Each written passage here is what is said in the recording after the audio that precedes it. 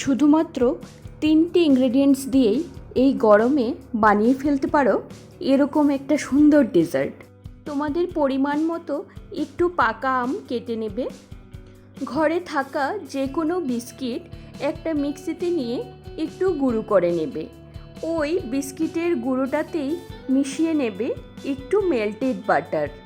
Moulding jar থাকলে ভালো, না থাকলে আমার মতো যে কোনো কন্টেনারেই এটা সেট করে নেবে। তারপর মিক্সিতে নিয়ে নেবে ওই পাকা আমগুলি, সাথে আমাদের যে দুটো ইনগ্রিডিয়েন্টস লাগবে, কিউব করা কয়েকটা পনির আর একটু ফ্রেশ ক্রিম। দুধটা অপশনাল, তোমার দরকার হলে দিতেও পারো আবার নাও দিতে পারো। আমি যেহেতু দুটো আম নিয়েছি তাই আমি 1 কাপ মতো দুধ দিয়ে দিলাম।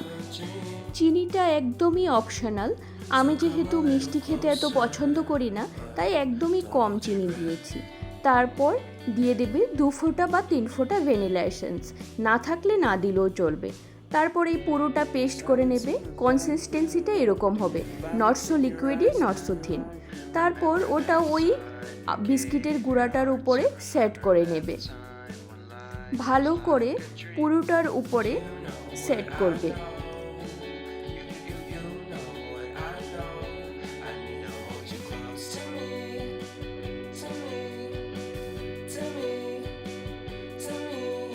বাস এইটুকুই, আর কিছুই করতে হবে না।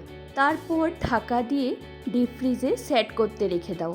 আমি এখানে 3 ঘন্টা সেট করার পর যখন বের করলাম সুন্দর সেট হয়ে গেছিল।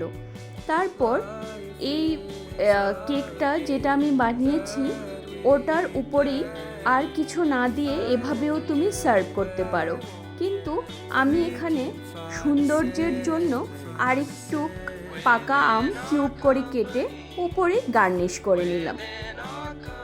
বাস আর কিছুই চাই না, এভাবেই সার্ভ করতে পারো, নিজেও খেতে পারো। এই গরমে যদি বাইরের ওই সব আনহেলদি আইসক্রিম নিজে না খেতে চাও বা বাচ্চাদেরকেও না খাওয়াতে চাও, তাহলে অবশ্যই বাড়িতে মাত্র 2-3টি ইনগ্রেডিয়েন্টস দিয়েই এরকম একটা হেলদি এবং টেস্টি রেসিপি অবশ্যই ট্রাই করবে।